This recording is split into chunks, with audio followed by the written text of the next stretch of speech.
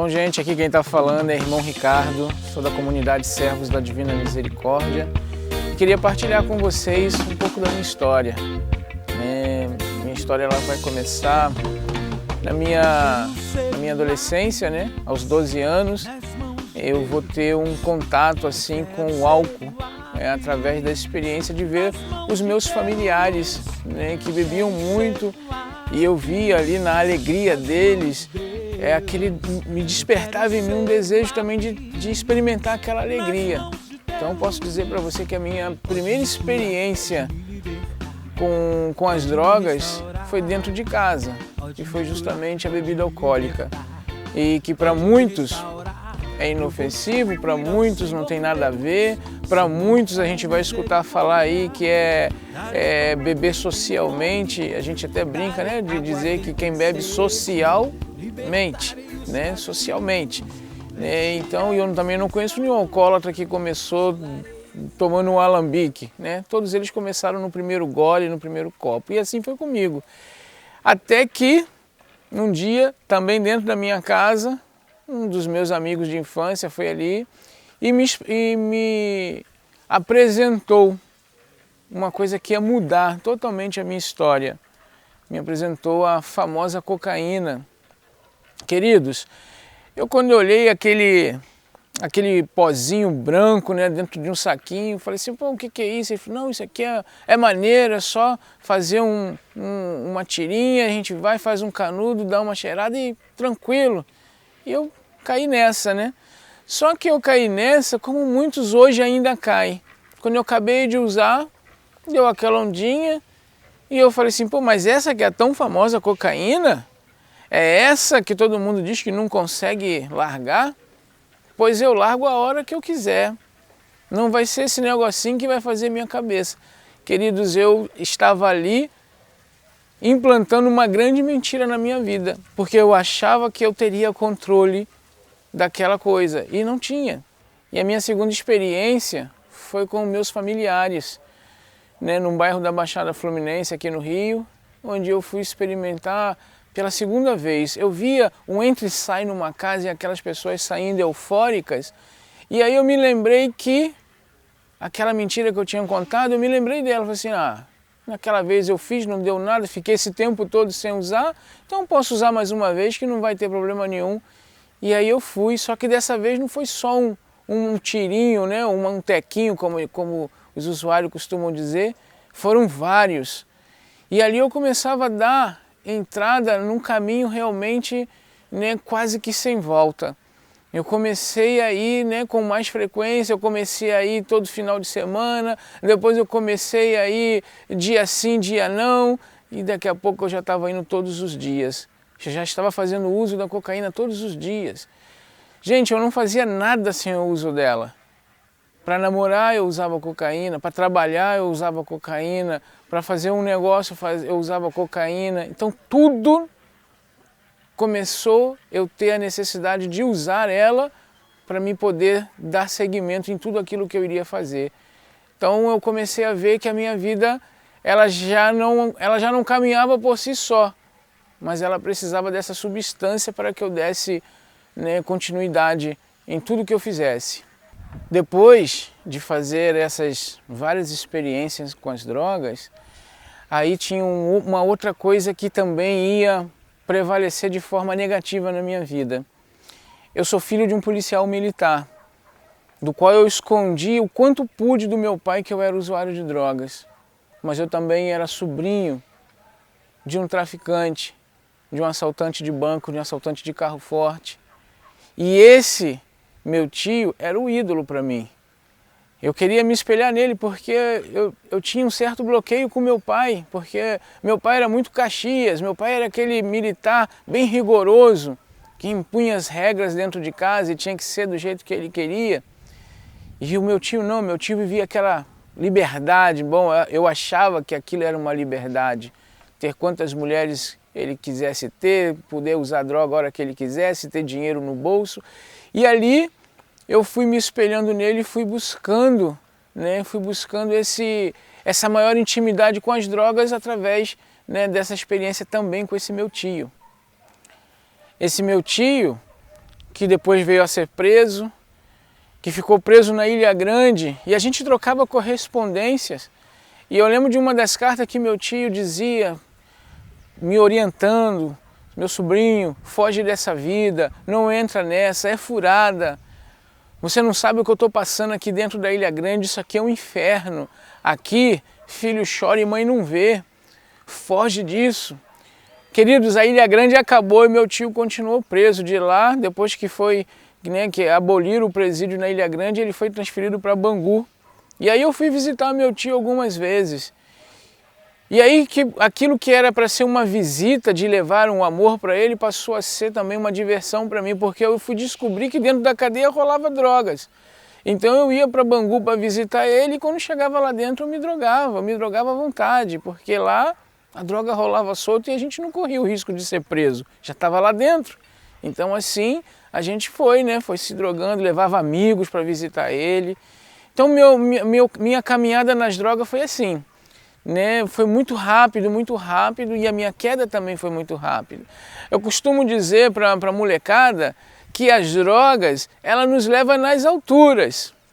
O problema é que ela não nos dá um paraquedas para descer. Quando a gente começa a cair, é queda livre.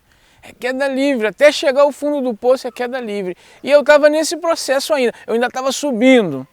Mas ia começar o meu processo também de queda livre sem o uso do paraquedas. Foi então que eu estava numa favela do Rio, numa troca de tiro lá, a polícia com os meninos do tráfico, o menino do tráfico cai baleado do meu lado. E quando eu olhei, né, aquele menino do lado sangrando, eu fiquei com medo de perder minha vida. Depois passou aquele tiroteio, o menino que estava junto comigo desceu com as drogas que a gente ia usar, e eu vim logo após. Só que eu estava sem nada, eu falei assim, tranquilo, vou passar tranquilo pela polícia. Só que para minha grande sorte, os policiais que estavam lá conheciam meu pai. E aí quando me viram, chegaram e já falaram, tá fazendo o que aqui, moleque? E como um bom dependente, né, a desculpa de todos, a minha não ia ser diferente. Falei, tô vindo da casa da minha namorada. Nisso eu tomei um tapa na orelha e ele disse, qual delas, a maconha ou a cocaína? E já tomei outros tapas e dali eu fui preso, fui parar dentro da delegacia, né, da DPO, né, que é como se fossem as UPPs de hoje, né, as DPOs antigamente, que também tinha dentro das comunidades, dentro das favelas, então eu fui parar dentro da DPO, dentro da Vila Cruzeiro. E ali levei mais uns tapas lá dentro e aí ligaram, mandaram que meu pai fosse buscar-me. Chegando lá, eu comecei a lembrar que meu pai vivia dizendo que o dia que descobrisse que eu ou meu irmão fôssemos usuários de drogas ou qualquer coisa ilícitas, que ele ia dar uma surra na gente. Então eu fiquei esperando, falei, pô, já apanhei dos policiais, agora eu vou apanhar do meu coroa. E aí, meu pai chegou e por incrível que pareça, meu pai a me olhar naquela situação, para ele vergonhoso, um policial tendo que buscar um filho porque estava envolvido com drogas. E ali meu pai quando chegou, eu tive que narrar para ele que eu era usuário, que eu estava ali por isso, porque eu tinha sido pego com drogas. E meu pai não me bateu. Meu pai ele me abraçou e disse, vamos para casa, filho. E eu não entendi nada. Falei, pô, mas ele disse que ia me bater, que ia fazer, ia acontecer, e agora demonstra esse gesto de carinho, de amor, coisa que para mim era difícil entender esses gestos no meu pai. Meu pai me levou para casa. No dia seguinte, estava eu lá sentado, lá onde a gente morava, um desses policiais parou o carro e disse, tô de olho em você, moleque. E aí eu entrei para casa chorando, né? Dizendo para minha mãe, mãe, me tira daqui, porque vão me matar, vão me matar. E minha mãe me manda para o Espírito Santo, para Vila Velha. Em Vila Velha, em questão de tempos, semanas, eu conheci a rapaziada do local que usava, e lá eu comecei a usar também, e lá eu comecei a vender, né, drogas para alguns dos meninos de lá, e lá fiquei por mais de um ano, até que eu volto para o Rio. Ao voltar para o Rio, a minha mãe me encontra na rodoviária, Novo Rio, completamente magro, nem parecia que eu estava do lado avesso, de tão magro que eu estava. E minha mãe só chorava quando me via. E eu ainda zoava a minha mãe, falava assim, pô mãe, tá chorando por quê? Teu filho tá curado. Posso estar magrinho, mas estou curado, drogas nunca mais. Mas a minha mãe sabia que eu estava mentindo. Qual é a mãe que não conhece o filho? A minha mãe não é diferente de todas as mães que existem. Ela sabia que eu estava mentindo, então ela fingia acreditar em mim e dizia, tá bom filho, vamos para casa. Gente, voltando para casa, eu achei que eu ia estar enganando a minha mãe, eu achei que eu ia estar enganando a minha família, mas eu não percebia que o maior enganado nisso tudo era eu. Eu era o maior enganado, eu era aquele que sofria mais com as minhas próprias mentiras. Então, ao voltar, eu comecei a me aprofundar mais nas drogas, mais e mais e mais.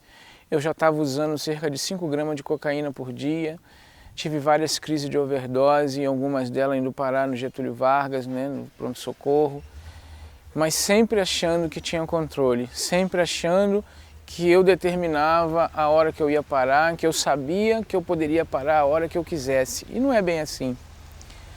Até que eu conheci uma jovem, nós começamos a namorar e eu nunca tinha ouvido falar em castidade, então certamente a gente teria uma vida sexual ativa e nessa vida sexual ativa eu engravido, né, essa menina.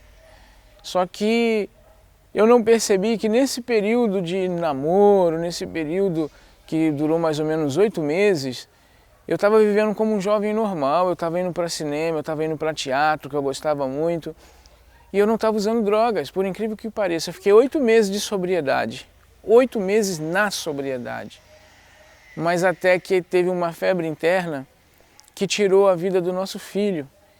E aí eu me revoltei contra Deus. Eu me revoltei contra Deus, eu comecei a xingar Deus de tudo quanto era nome, e eu não sequer socorri essa jovem, sequer levei ela para o hospital para que ela pudesse ali fazer os procedimentos necessários. Não, o que eu fiz? Eu corri para o Complexo do Alemão, fui estar lá com alguns dos meus amigos da época e ali eu comecei a ser tratado como um pobre coitado, coitadinho de mim, né? Eu perdi um filho e aí eu ia buscar esse refúgio na cocaína. Os 8 meses eu joguei fora em alguns minutos.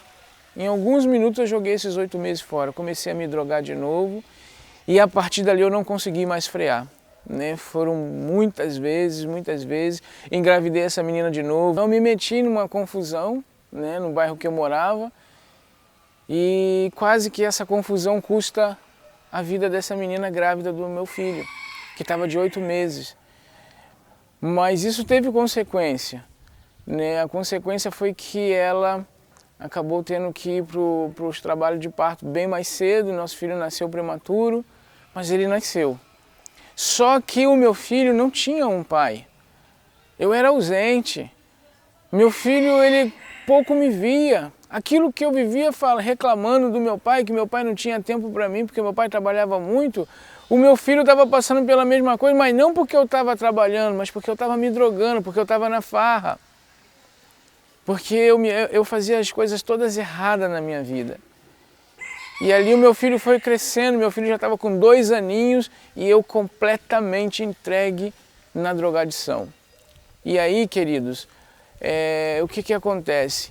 Eu estava numa sexta-feira e a gente costumava chamar de sexta-cheira. Eu estava completamente doido, né? Completamente embriagado, completamente drogado. E ali a minha esposa, ela volta com o meu filho enrolado, né, num cobertor, e ele todo molinho, e ela vai e diz assim, olha, enquanto você está aí se matando, nosso filho está morrendo, mas isso para você não significa nada, né? Você não se importa com a gente, e virou as costas e foi.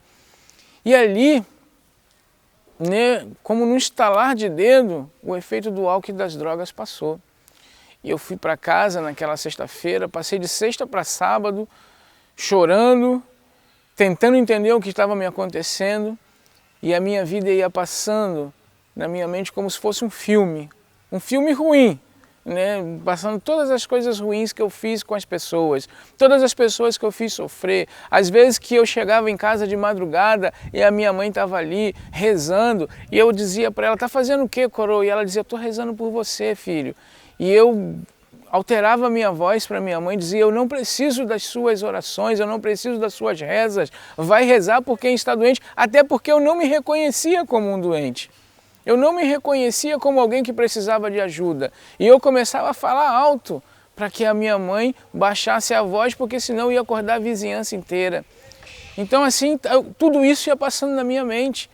As pessoas que eu agredia, as pessoas que eu brigava a troco de nada, tudo vinha à minha mente. Né? Até que no sábado pela manhã, e aí sim eu vou conhecer alguém que eu achei que não existia, alguém que mudaria a minha vida de uma vez por todas, em alguém que eu tanto debochei, que eu tanto persegui, alguém que eu tanto fiz chacota dizendo que não existia, e esse alguém que não existia ia mudar a minha vida. Conhecer esse alguém que poderia mudar a minha história, eu não acreditava. Mas a minha mãe veio me convidar para ouvir o programa do Padre Marcelo Rossi. Falei, tá bom, não tenho nada a perder mesmo. E aí aquele padre começou a falar. E tudo que aquele padre falava se encaixava na minha vida. Adentrava na minha história. Eu falei assim, pô, a minha mãe tá achando que eu sou algum mané, que eu sou algum idiota. Bom, ela me chama para ouvir o programa do padre, só que ela liga para ele antes e conta a minha história. E ela quer que eu acredite nisso. Mas, queridos, aquele padre tinha uma comunhão e tem uma comunhão muito especial com Deus. Aquele padre, depois quase no final do programa, ele fala assim, jovem, ei, você jovem, você que está me ouvindo, você mesmo, não se prenda ao Padre Marcelo Rossi. Procure o padre na sua paróquia e ele vai poder tirar as dúvidas que você tem e ele vai poder lhe dar a resposta que você quer ouvir. Foi quando eu saí cheio de arrogância, cheio de prepotência, pensando, agora eu quero ver a minha mãe correr, chegar lá no padre diante de mim para contar a minha história, não vai dar tempo. Então eu fui na primeira paróquia, a paróquia Nossa Senhora de Fátima de Olaria, cheguei lá, procurei padre, vi freira, mas não vi padre. Saí da Nossa Senhora de Fátima, fui parar na paróquia de São Sebastião. Também não encontrei o padre, mas encontrei Jesus Eucarístico, Jesus sacramentado. E eu nem imaginava quem era. Eu vi uma luzinha vermelha, não sabia o significado, mas ali eu caí de joelhos. Como aqui nessa capela, na nossa capela aqui da nossa comunidade, né? Lá eu fiquei de frente para Jesus e caí de joelhos e chorava muito. E no meu coração vinha que padre e pai significava a mesma coisa. E que naquele momento era com o Pai do Céu que eu tinha que falar. Foi então, queridos, que eu digo que a oração que eu fiz foi o próprio Jesus a soprar no meu ouvido, porque eu não sabia rezar, muito mal eu rezava um Pai Nosso, uma Ave Maria que eu aprendi com meus pais. Mas eu não sabia fazer oração, eu sabia falar gíria, eu sabia enrolar os outros, eu sabia enganar os outros, mas rezar eu não sabia. Mas eu digo que Jesus foi soprando a oração no meu ouvido, só pode. E eu lembro que eu virei para ele e disse, Senhor, eu sei que eu não fiz por merecer, eu sei que eu só tenho feito burrada da minha vida, mas eu venho te pedir socorro. Se for da tua vontade, Senhor, de levar o meu filho para junto de ti, leve. Eu só peço que leve sem sofrimento, porque eu não vou aguentar ver meu filho sofrer mais do que ele já está sofrendo. Se ainda assim, Senhor, for da sua vontade que ele fique comigo, eu te prometo que eu não vou mais usar drogas, que eu não vou mais usar álcool e farei o possível para honrar teu santo nome. Sim, farei o possível, mas se ainda assim for da tua vontade levar meu filho para junto de ti, leve, porque eu me considero liberto por ti. E aí eu não consegui dar mais uma palavra. Eu só chorava e sentia Jesus a me abraçar naquela manhã de sábado. Era Jesus me abraçando. Eu senti aquele abraço. Se você me perguntar quanto tempo eu fiquei ali naquela manhã de sábado, eu não sei te dizer. Eu não sei se foi 10 minutos, se foi 1 hora, se foi 2 horas, eu não sei. Eu perdi a noção de tempo. Mas aquele momento que eu fiquei ali na presença de Jesus foi precioso demais, porque me curava não só da minha dependência química, me curava também da minha carência afetiva que eu tinha em relação ao meu pai. Jesus, ele estava me curando de tudo. E o mais importante que eu fui entender até hoje, né? Nós sabemos que diante do Senhor todo joelho se dobre e temos que dobrar mesmo, reconhecendo o senhorio de Deus. Mas naquela manhã de sábado, no chão que eu me encontrava, no lamaçal do pecado que eu me encontrava, foi Ele, o Senhor, que se inclinou diante de mim para me tirar do meu chão e me levantar para uma vida nova. Foi o Senhor que se inclinou, Criador se inclinando diante da sua criatura para trazer de volta a vida. Foi assim que eu me senti naquela manhã, Deus me tirando do chão. Tem um padre amigo nosso, o Padre Alain, um beijo para o senhor, Padre Alain. O Padre Alain ele dizia, o chão não é moradia para os filhos de Deus. E eu entendi isso naquela manhã. Eu ouvi essa frase muito tempo depois, anos depois. Mas quando eu ouvi essa frase me remeteu, né, a esse período da minha vida. O chão não é moradia para os filhos de Deus. E não é mesmo. Deus me levantava daquele chão. Naquele sábado à tarde, depois de eu ter voltado para casa, o meu filho desperta para a vida como se nada tivesse acontecido com ele. Ele começou a correr, brincar, cantar. Meu filho era apaixonado pelas músicas do Padre Zeca e ele começava a cantar Deus é 10 e algumas outras músicas daquele CD. E eu olhei assim a alegria do meu filho, aos 2 aninhos, cantando, correndo. Eu caí de joelho novamente, olhei para o céu e agradeci a Deus. Porque eu não era merecedor, tinha certeza disso. Eu não era merecedor. Mas Ele me socorreu com a sua infinita misericórdia. E eu sou muito grato a Deus por Ele ter me socorrido. A partir daí, queridos, vinha a minha luta principal, permanecer sóbrio, honrar minha palavra. Eu comecei a ir para a Capela do Santíssimo todos os dias adorar Jesus. E eu levava meu filho todos os dias para adorar Jesus comigo porque eu tinha medo. E nessas idas e vindas, nessa igreja que eu ia com meu filho adorar Jesus, numa dessas vindas para casa, eu encontro alguém que era usuário de drogas, que também usava comigo, e aí vai, aperta a minha mão e deixa um saquinho de cocaína. E eu vou para casa, eu entro no banheiro e começo a travar aquela que seria talvez uma das maiores lutas da minha história. Um saquinho. Vocês vão lembrar que lá no comecinho eu disse que quando eu peguei aquele saquinho na mão, eu disse, isso nunca vai fazer a minha cabeça, eu tenho controle, eu paro a hora que eu quiser. Mas nesse dia eu tremia, eu chorava, eu transpirava, com aquele saquinho, naquele banheiro que tantas vezes eu me droguei.